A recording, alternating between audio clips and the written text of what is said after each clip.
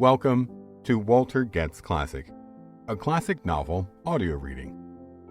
Today, we begin the journey of Oliver Twist, narrated by myself, Walter Getz, and introducing Nicolai, or, as some of you may know him, Lil Troll as Oliver.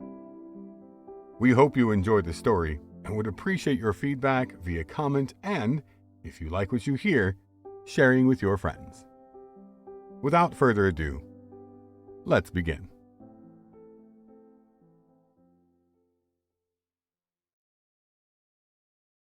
Oliver Twist, or The Parish Boy's Progress, by Charles Dickens. Episode 1. Chapter 1. Treats of the place where Oliver Twist was born, and of the circumstances attending his birth. Among other public buildings in a certain town, which for many reasons it will be prudent to refrain from mentioning, and to which I will assign no fictitious name, there is one anciently common to most towns, great or small, to wit, a workhouse. And in this workhouse was born, on a day and date which I need not trouble myself to repeat, inasmuch as it can be of no possible consequence to the reader, in this stage of business at all events, the item of mortality, whose name is prefixed to the head of this chapter. For a long time after it was ushered into this world of sorrow and trouble by the parish surgeon, it remained a matter of considerable doubt whether the child would survive to bear any name at all.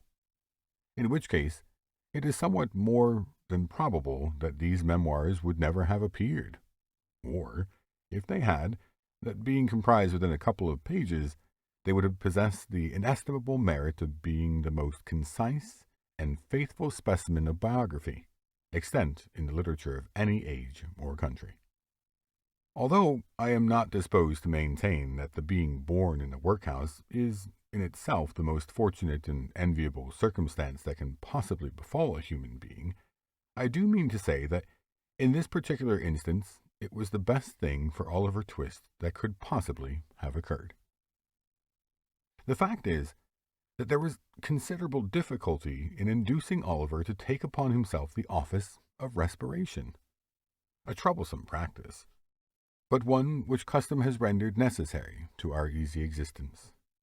And for some time he lay gasping on a little flock mattress, rather unequally poised between this world and the next, the balance being decidedly in favor of the latter. Now, if during this brief period Oliver had been surrounded by careful grandmothers, anxious aunts, experienced nurses, and doctors of profound wisdom, he would most inevitably and indubitably have been killed in no time. There being nobody by, however, but a pauper old woman, who was rendered rather misty by an unwonted allowance of beer, and a parish surgeon who did such matters by contract, Oliver and nature fought out a few struggles between them. Oliver breathed, sneezed, and proceeded to advertise to the inmates of the workhouse the fact of a new burden having been imposed upon the parish, by setting up as loud a cry as could reasonably have been expected from a male infant who had not been possessed of that useful appendage, a voice, for much longer space of time than 3 minutes and a quarter. As Oliver gave his first proof of the free and proper action of his lungs, the patchwork coverlet which was carelessly flung over the iron bedstead rustled. The pale face of a young woman was raised feebly from the pillow, and a faint voice imperfectly articulated the words, "Let me see the child and die." The surgeon had been sitting with his face turned towards the fire, giving the palms of his hands a warm and a rub alternately. As the young woman spoke, he rose, and advancing to the bed's head, said, with more kindness than might have been expected of him, "You must not talk about dying yet." "Lord, bless her dear heart, no," interposed the nurse, hastily depositing in her pocket a green glass bottle, the contents of which she had been tasting in a corner with evident satisfaction. "Lord, bless her dear heart. when she has lived as long as I have, sir, and had 13 children of her own, and all on 'em dead except 2, and them in the workus with me, she'll know better than to take on in that way. Bless her dear heart. Think what it is to be a mother. There's a young dear lamb, do." Apparently, this consolatory perspective of a mother's prospects failed in producing its due effect. The patient shook her head and stretched out her hand towards the child. The surgeon deposited it in her arms. She imprinted her cold white lips passionately on its forehead, passed her hands over her face, gazed wildly round, shuddered, fell back, and died. They chafed her breast, hands, and temples, but the blood had stopped forever. They talked of hope and comfort. They had been strangers too long. "It's all over, Mrs. Thungamy," said the surgeon at last. "Ah, poor dear, so it is," said the nurse, picking up the cork of the green bottle, which had fallen out on the pillow as she stooped to take up the child. Poor dear." "You needn't mind sending up to me if the child cries, nurse," said the surgeon, putting on his gloves with great deliberation. "It's very likely it will be troublesome. Give it a little gruel if it is." He put on his hat, and pausing by the bedside on his way to the door, added, "She was a good-looking girl, too. Where did she come from?" "She was brought here last night," replied the old woman, "by the overseer's order. She was found lying in the street. Had walked some distance, for her shoes were worn to pieces, but where she came from, or where she was going to, nobody knows." The surgeon leaned over the body and raised the left hand. "The old story," he said, shaking his head. "No wedding ring, I see. Ah, good night." The medical gentleman walked away to dinner, and the nurse, having once more applied herself to the green bottle, sat down on a low chair before the fire and proceeded to dress the infant. What an excellent example of the power of dress young Oliver Twist was. Wrapped in the blanket which had hitherto formed his only covering, he might have been the child of a nobleman or a beggar. It would have been hard for the haughtiest stranger to have assigned him his proper station in society. But now that he was enveloped in the old calico robes which had grown yellow in the same service, he was badged and ticketed, and fell into his place at once. A parish child, the orphan of a workhouse, the humble, half-starved drudge, to be cuffed and buffeted through the world, despised by all, and pitied by none. Oliver cried lustily. If he could have known that he was an orphan, left to the tender mercies of churchwardens and overseers, perhaps he would have cried the louder.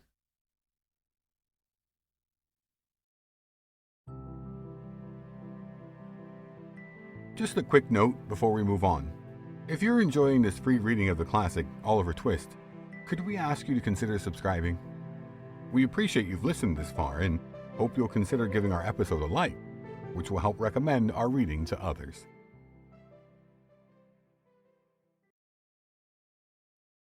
Chapter 2. Traits of Oliver Twist's growth, education, and board. For the next 8 or 10 months, Oliver was the victim of a systemic course of treachery and deception. He was brought up by hand. The hungry and destitute situation of the infant orphan was duly reported by the workhouse authorities to the parish authorities. The parish authorities inquired with dignity of the workhouse authorities whether there was no female then domiciled in the house who was in a situation to impart to Oliver Twist the consolation and nourishment of which he stood in need. The workhouse authorities replied with humility that there was not. Upon this, the parish authorities magnanimously and humanely resolved that Oliver should be farmed, or, in other words, that he should be dispatched to a branch workhouse some 3 miles off, where 20 or 30 other juvenile offenders against the poor laws rolled about the floor all day, without the inconvenience of too much food or too much clothing. under the parental superintendence of an elderly female, who received the culprits at and for the consideration of 7 pence halfpenny per small head per week. 7 pence halfpenny's worth per week is a good round diet for a child. A great deal may be got for 7 pence halfpenny, quite enough to overload its stomach and make it uncomfortable. The elderly female was a woman of wisdom and experience. She knew what was good for children, and she had a very accurate perception of what was good for herself. So she appropriated the greater part of the weekly stipend to her own use, and consigned the rising parochial generation to even a shorter allowance than was originally provided for them, thereby finding in the lowest depth a deeper still, and proving herself a very great experimental philosopher. Everybody knows the story of another experimental philosopher who had a great theory about a horse being able to live without eating, and who demonstrated it so well that he had got his own horse down to a straw a day, and would unquestionably have rendered him a very spirited and rampacious animal on nothing at all, if he had not died 24 hours before he was to have had his first comfortable bait of air. Unfortunately for the experimental philosophy of the female to whose protecting care Oliver Twist was delivered over, a similar result usually attended the operation of her system. For at the very moment when a child had contrived to exist upon the smallest possible portion of the weakest possible food, it did perversely happen in 8.5 cases out of 10, either that it sickened from want and cold, or fell into the fire from neglect, or got half smothered by accident, in any one of which cases the miserable little being was usually summoned into another world, and there gathered to the fathers it had never known in this. Occasionally, when there was some more than usually interesting inquest upon a parish child who had been overlooked in turning up a bedstead, or inadvertently scalded to death when there happened to be a washing, though the latter accident was very scarce, anything approaching to a washing being of rare occurrence in the farm, the jury would take it into their heads to ask troublesome questions, or the parishioners would rebelliously affix their signatures to a remonstrance. But these impertinences were speedily checked by the evidence of the surgeon, and the testimony of the beadle, the former of whom had always opened the body and found nothing inside, which was very probable indeed, and the latter of whom invariably swore whatever the parish wanted, which was very self-devotional. Besides, the board made periodical pilgrimages to the farm, and always sent the beadle the day before to say they were going. The children were neat and clean to behold when they went, and what more would the people have? It cannot be expected that this system of farming would produce any very extraordinary or luxuriant crop. Oliver Twist's 9th birthday found him a pale, thin child, somewhat diminutive in stature, and decidedly small in circumference.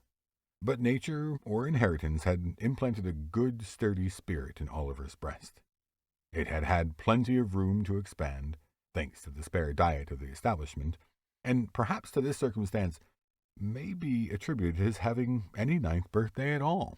Be this as it may, however, it was his 9th birthday, and he was keeping it in the coal cellar with a select party of 2 other young gentlemen, who, after participating with him in a sound thrashing, had been locked up for atrociously presuming to be hungry, when Mrs. Mann, the good lady of the house, was unexpectedly startled by the apparition of Mr. Bumble, the beadle, striving to undo the wicket of the garden gate. "Goodness gracious! Is that you, Mr. Bumble, sir?" said Mrs. Mann, thrusting her head out of the window in well-affected ecstasies of joy.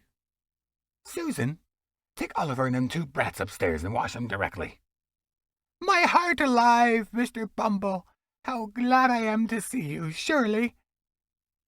Now, Mr. Bumble was a fat man, and had choleric. So instead of responding to this open-hearted salutation in a kindred spirit, he gave the little wicket a tremendous shake, and then bestowed upon it a kick which could have emanated from no leg but a beetle's. "Lor, only think," said Mrs. Mann, running out, for the 3 boys had been removed by this time. "Only think of that! That I should have forgotten that the gate was bolted on the inside on account of them dear children. Walk in, sir, walk in, pray, Mr. Bumble. Do, sir." Although this invitation was accompanied with a curtsy that might have softened the heart of a churchwarden, it by no means mollified the beadle. "Do you think this respectful or proper conduct, Mrs. Mann?" inquired Mr. Bumble, grasping his cane. "To keep the parish officers a-waitin' at your garden gate, when they come here upon parochial business with the parochial orphans? Are you aware, Mrs. Mann, that you are, as I may say, a parochial delegate and a stipendiary?" "I'm sure, Mr. Bumble, that I was only telling 1 or 2 of the dear children as is fond of you that it was you a-coming," replied Mrs. Mann, with great humility. Mr. Bumble had a great idea of his oratorical powers and his importance. He had displayed the one and vindicated the other. He relaxed. Well, Mrs. Mann," he replied, in a calmer tone. "it may be as you say. It may be. Lead the way in, Mrs. Mann, for I come on business and have something to say."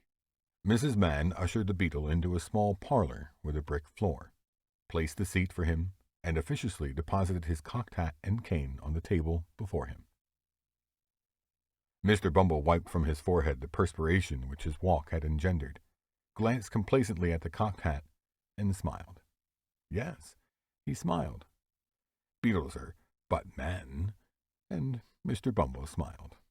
"Now don't you be offended at what I'm going to say," observed Mrs. Mann, with captivating sweetness. "You've had a long walk, you know, or I wouldn't mention it. Now, will you take a little drop of something, Mr. Bumble?" "Not a drop, nor a drop," said Mr. Bumble, waving his right hand in a dignified but placid manner. "I think you will," said Mrs. Mann, who had noticed the tone of the refusal and the gesture that had accompanied it. "Just a little drop, with a little cold water and a lump of sugar." Mr. Bumble coughed. "Now just a little drop," said Mrs. Mann, persuasively. "What is it?" inquired the beadle. "Why, it's what I'm obliged to keep a little of in the house, to put into the blessed infants' daffy, when they ain't well, Mr. Bumble," replied Mrs. Mann, as she opened a corner cupboard and took down a bottle and glass. "It's gin. I'll not deceive you, Mr. B. It's gin." "Do you give the children daffy, Mrs. Mann?" inquired Bumble, following with his eyes the interesting process of mixing. "Ah, bless 'em, that I do, dear as it is," replied the nurse. "I couldn't see 'em suffer before my very eyes, you know, sir." "No," said Mr. Bumble, approvingly. "No, you could not. You are a humane woman, Mrs. Mann." Here she set down the glass. "I shall take an early opportunity of mentioning it to the board, Mrs. Mann." He drew it towards him. "You feel as a mother, Mrs. Mann." He stirred the gin and water. I drink to your health with cheerfulness, Mrs. Mann." And he swallowed half of it. "And now, to business," said the beadle, taking out a leathern pocketbook. "The child that was half-baptized Oliver Twist is 9-year-old today." "Bless him!" interposed Mrs. Mann, inflaming her left eye with a corner of her apron. "And, notwithstanding an offered reward of £10, which was afterwards increased to £20, notwithstanding the most superlative and, may I say, supernatural exertions on the part of this parish, we have never been able to discover who is his father or what was his mother's settlement, name, or condition." Mrs. Mann raised her hands in astonishment, but added, after a moment's reflection, How comes he to have any name at all, then?" The beadle drew himself up with great pride and said, "I invented it." "You, Mr. Bumble?" "I, Mrs. Mann. We name our foundlings in alphabetical order. The last was a S. Swubble, I named him." This was a T. Twist, I named him. The next one comes will be Unwin, and the next Vilkins. I have got names ready to the end of the alphabet and all the way through it again when we come to Z. Why, you're quite a literary character, sir. Well, said the beetle, evidently gratified with the compliment. Perhaps I may be. Perhaps I may be, Mrs. Mann. He finished the gin and water and added, Oliver, now being too old to remain here, the board have determined to have him back into the house. I have come out myself to take him there. So, let me see him at once. I'll fetch him directly, said Mrs. Mann, leaving the room for that purpose. Oliver, having had by this time as much of the outer coat of dirt which encrusted his face and hands removed as could be scrubbed off in one washing, was led into the room by his benevolent protectress. Make a bow to the gentleman, Oliver. Oliver made a bow, which was divided between the beetle on the chair and the cocked hat on the table. Will you go along with me, Oliver? Said Mr. Bumble in a majestic voice. Oliver was about to say that he would go along with anybody with great readiness when, glancing upward, he caught sight of Mrs. Mann, who had got behind the beetle's chair and was shaking her fist at him with a furious countenance. He took the hint at once, for the fist had been too often impressed upon his body not to be deeply impressed upon his recollection. Will she go with me? Inquired poor Oliver. No, she can't. But she'll come and see you sometimes. This was no very great consolation to the child.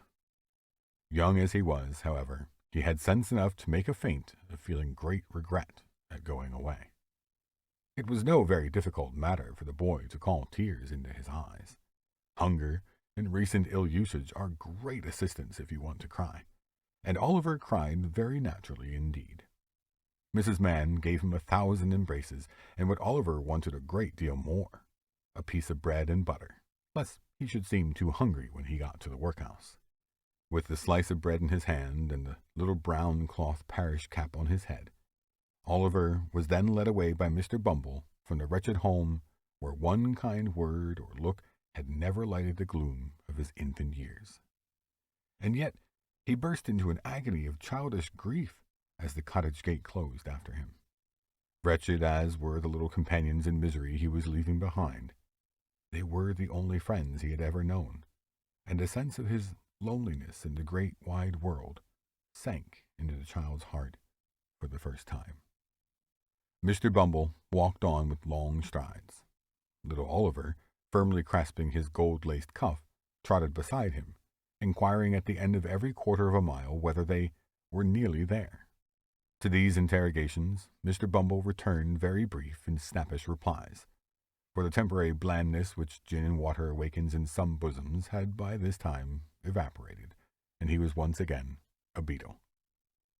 Oliver had not been within the walls of the workhouse a quarter of an hour, and had scarcely completed the demolition of the second slice of bread, when Mr. Bumble, who had handed him over to the care of an old woman, returned, and, telling him it was a board night, informed him that the board had said he was to appear before it forthwith.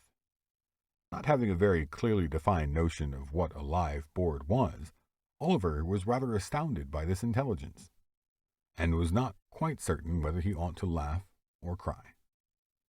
He had no time to think about the matter, however, for Mr. Bumble gave him a tap on the head with his cane, to wake him up, and another on the back, to make him lively, and bidding him to follow, conducted him into a large whitewashed room, where 8 or 10 fat gentlemen were sitting round the table.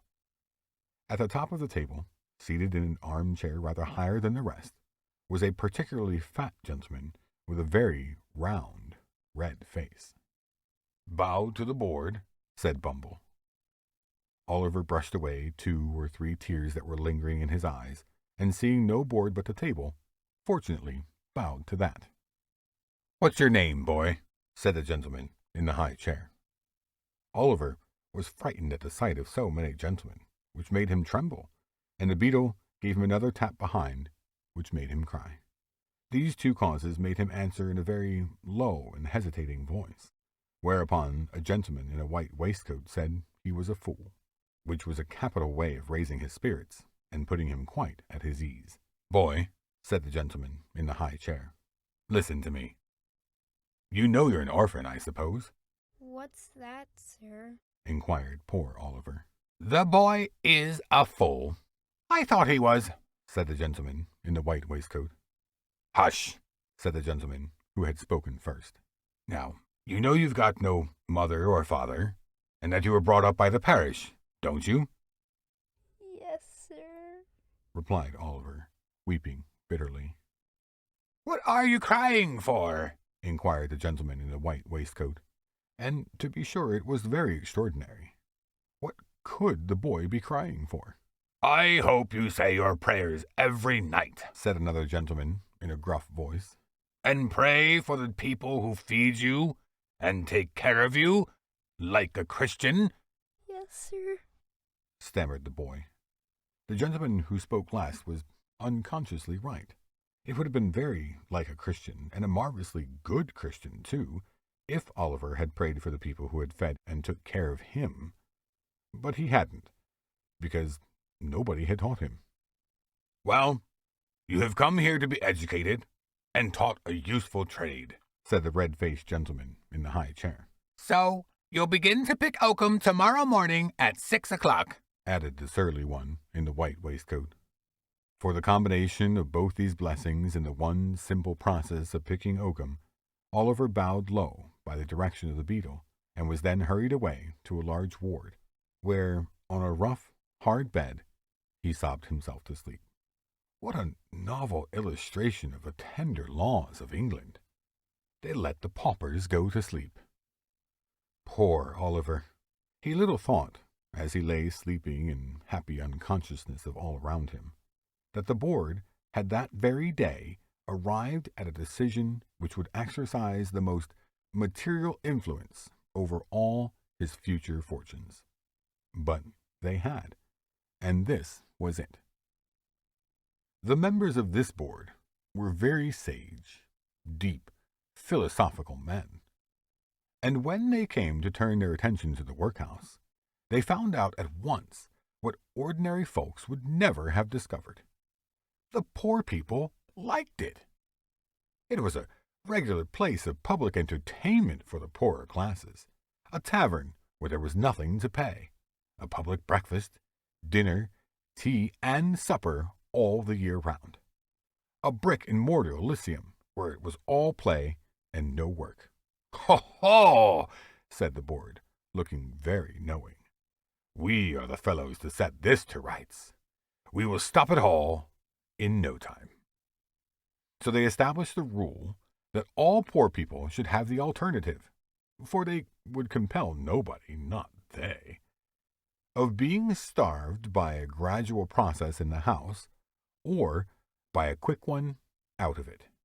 With this view, they contracted with the waterworks to lay on an unlimited supply of water, and with a corn factor to supply periodically small quantities of oatmeal, and issued 3 meals of thin gruel a day, with an onion twice a week, and half a roll of sundaes. They made a great many other wise and humane regulations, having reference to the ladies, which it is not necessary to repeat. Kindly undertook to divorce poor married people, in consequence of the great expense of a suit in Doctors' Commons, and, instead of compelling a man to support his family, as they had theretofore done, took his family away from him and made him a bachelor. There is no saying how many applicants for relief under these last 2 heads might have started up in all classes of society if it had not been coupled with the workhouse. But the board were long-headed men and had provided for this difficulty. The relief was inseparable from the workhouse and the gruel, and that frightened people. For the first 6 months after Oliver Twist was removed, the system was in full operation. It was rather expensive at first, in consequence of the increase in the undertaker's bill, and the necessity of taking in the clothes of all the paupers, which fluttered loosely on their wasted, shrunken forms after a week or two's gruel. But the number of workhouse inmates got thin as well as the paupers, and the board were in ecstasies.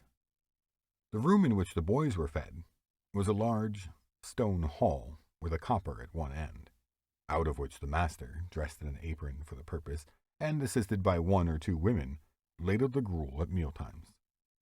Of this festive composition, each boy had 1 porringer, and no more, except on occasions of great public rejoicing, when he had 2 ounces and a quarter of bread besides.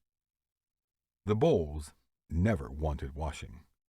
The boys polished them with their spoons until they shone again, and when they had performed this operation, which never took very long, the spoons being nearly as big as the bowls, they would sit staring at the copper with such eager eyes, as if they could have devoured the very bricks of which it was composed, employing themselves meanwhile in sucking their fingers most assiduously with the view of catching up any stray splashes of gruel which might have been cast thereon. Boys have generally excellent appetites. Oliver Twist and his companions suffered the tortures of slow starvation for 3 months. At last, they got so voracious and wild with hunger that one boy, who was tall for his age, and hadn't been used to that sort of thing, for his father had kept a small cook-shop, hinted darkly to his companions that, unless he had another basin of gruel per diem, he was afraid he might some night happen to eat the boy who slept next to him, who happened to be a weakly youth of tender age. He had a wild, hungry eye, and they implicitly believed him. A council was held. Lots were cast who should walk up to the master after supper that evening and ask for more, and it fell to Oliver Twist. The evening arrived. The boys took their places. The master, in his cook's uniform, stationed himself at the copper. His pauper assistants ranged themselves behind him. The gruel was served out, and a long grace was said over the short commons. The gruel disappeared, and the boys whispered each other and winked at Oliver, while his next neighbors nudged him. Child as he was desperate with hunger, and reckless with misery. He rose from the table, and advancing to the master, basin and spoon in hand, said, somewhat alarmed at his own temerity, Please, sir, I want some more. The master was a fat, healthy man, but he turned very pale. He gazed in stupefied astonishment on the small rebel for some seconds, and then clung for support to the copper. The assistants were paralyzed with wonder, the boys with fear. What? Said the master, at length, in a faint voice. Please, sir, Replied Oliver. I want some more. The master aimed a blow at Oliver's head with the ladle, pinioned him in his arm, and shrieked aloud for the beetle. The board were sitting in solemn conclave when Mr. Bumble rushed into the room in great excitement, and addressing the gentleman in the high chair, said, Mr. Limpkins, I beg your pardon, sir. Oliver Twist has asked for more. There was a general start. Horror was depicted on every countenance. For more? Said Mr. Limpkins. Compose yourself, Bumble, and answer me distinctly. Do I understand that he asked for more after he had eaten the supper allotted by the dietary? He did, sir. That boy will be hung. I know that boy will be hung. Nobody controverted the prophetic gentleman's opinion. An animated discussion took place. Oliver was ordered into instant confinement, and a bill was next morning pasted on the outside of the gate, offering a reward of £5 to anybody who would take Oliver Twist off the hands of the parish. In other words, £5 and Oliver Twist were offered to any man or woman who wanted an apprentice to any trade, business, or calling. I never was more convinced of anything in my life, said the gentleman in the white waistcoat, as he knocked at the gate and read the bill next morning. I never was more convinced of anything in my life than I am that boy will come to be hung. As I purpose to show in the sequel whether the white-coated gentleman was right or not, I should perhaps mar the interest of this narrative, supposing it to possess any at all, if I ventured to hint just yet whether the life of Oliver Twist had this violent termination or no. That's all for today. We hope you enjoyed listening to the first episode of Oliver Twist, and hope to see you again in future episodes. Were you left feeling like Oliver and hungry for more? Leave a comment on what you liked most about this episode. And don't forget to hit that notification icon so you will know as soon as new episodes are available. See you next time.